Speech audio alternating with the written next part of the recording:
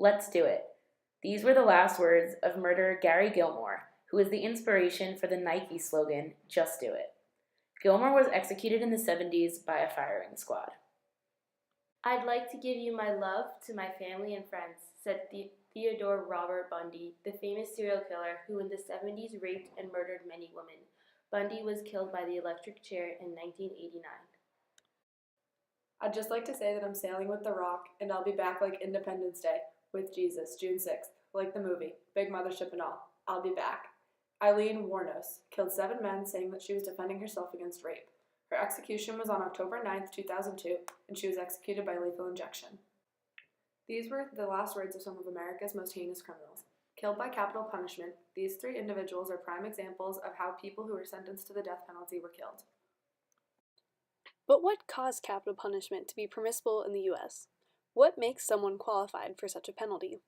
Other countries have outlawed such practices, and yet the U.S. controversially has kept capital punishment in the law. How has the methods of capital punishment changed? And exactly how ethical has capital punishment been throughout American history? Starting out as a new colony, America implemented hanging as a capital punishment due to its influence from Britain. During this time period, many offenses were considered punishable by hanging, including everything from stealing to treason. These death penalties were public outings. However, as America became a new country, citizens began to question the crimes punishable by capital punishment. Dr. Benjamin Rush questioned just how effective hangings were as a punishment for almost every crime, and his work later convinced Attorney General William Bradford, who led Pennsylvania to become the first state to consider degrees of murder based on culpability.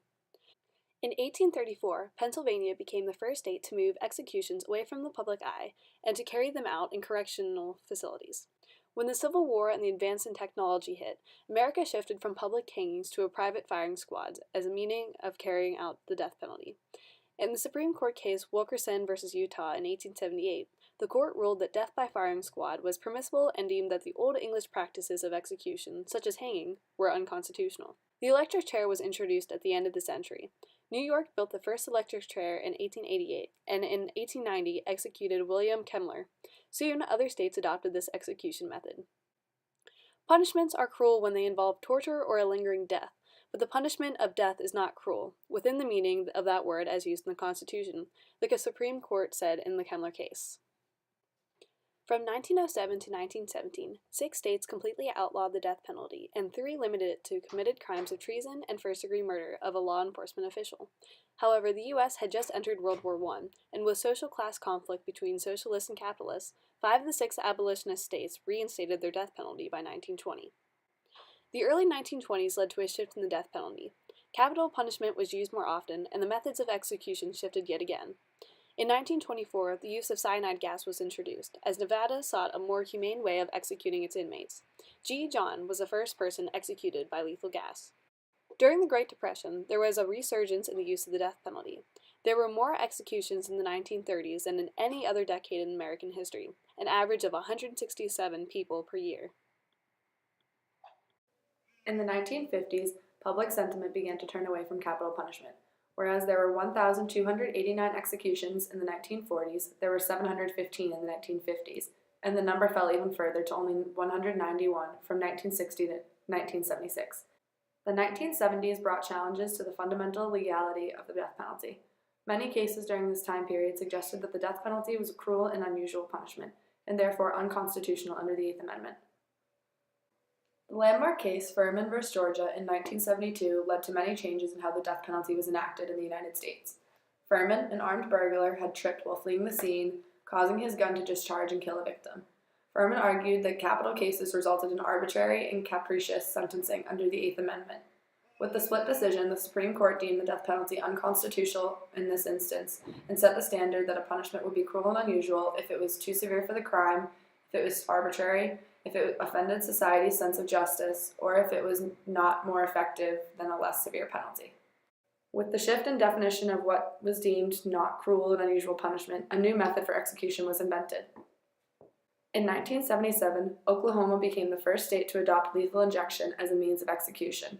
Charles Brooks became the first person executed by lethal injection in Texas in 1982. That same year, the U.S. Supreme Court branded death a cruel and unusual punishment for rape and overturned several cases where offenders were sentenced to death for rape. The public's view reaches an all-time high during the 90s when 80% of people were in favor for the death penalty.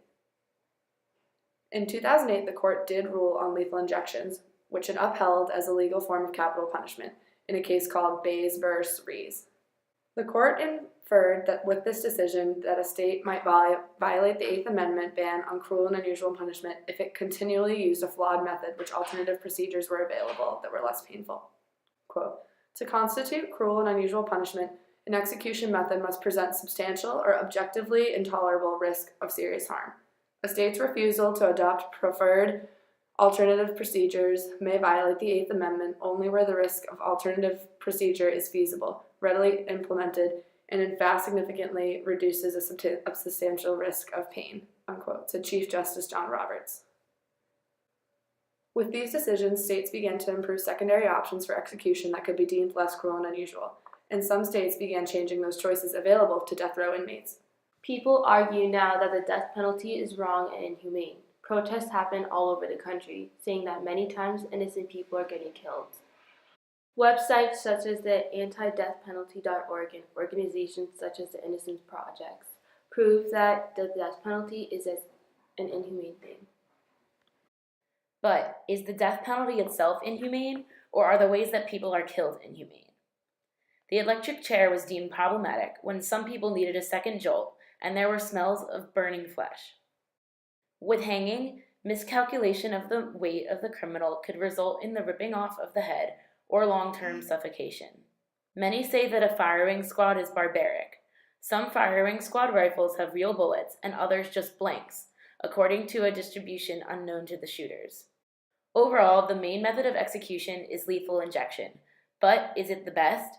Some people are actually allergic to it, and the lethal injection isn't considered viable because it would be cruel and unusual. But allergies aren't the only problem for lethal injections. Sometimes executors can't find a vein to inject the toxin, or other medications the prisoner has in their system could change the dosage of the toxin needed or could affect the toxin.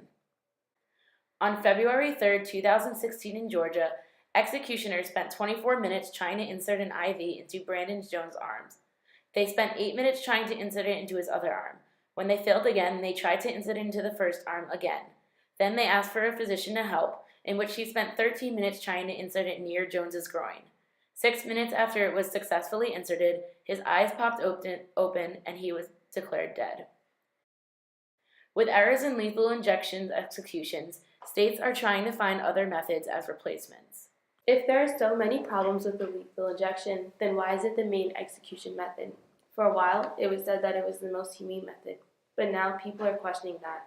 Is it the most humane, or are people just neglecting the responsibility to find a better way? Today, all 5 methods are currently used in America. Hangings are legal in Delaware, New Hampshire, and Washington as a secondary method to lethal injection. Firing squads are legal in Oklahoma and Utah as a secondary method to lethal injection. Electrocution is legal in Alabama, Arkansas, Florida, Kentucky, Oklahoma, South Carolina, Tennessee, and Virginia as a secondary method to lethal injection. The gas chamber is legal in Arizona, California, Missouri, Wyoming, and Oklahoma as a secondary method to lethal injection. Lethal injection, the primary execution method, is legal in 33 states and by the U.S. military and government. Federal offenses punishable by death, excluding murder, are espionage, treason, trafficking in large quantities of drugs, attempting, authorizing, or advising the killer of any officer, juror, or witness in cases involving a continuing criminal enterprise, regardless of whether such killing actually occurs. In a Pew Research Center survey from 2015, about 6 to 10 adults said that the death penalty does not deter people from committing serious crimes. Along with not necessarily being a successful deterrent to crime, according to the Pew Research Center poll, a large majority of Americans acknowledge the fact that there is a risk of putting down an innocent person. Both men and women differ on how they view the death penalty. Men are more likely to support the death penalty than women are. According to an article from the Washington Post, more than half of Americans think that the number of executions has remained the same or has increased, whereas they have really decreased in recent years. The number of people in favor of it has decreased.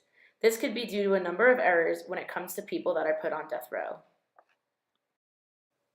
While Democrats are mainly divided on whether or not they support the death penalty, Republicans strongly supported it with almost 77% of them in favor of it. The methods of capital punishment and public opinion on the ethicalness and effectiveness of the death penalty have changed with time. Despite the varying views on the death penalty, it remains a topic that is highly controversial and hanging over time. Comports with contemporary standards of decency. The key question remains, as the laws and methods of the death penalty change, if a heinous crime made you a victim, how would you feel about the death penalty?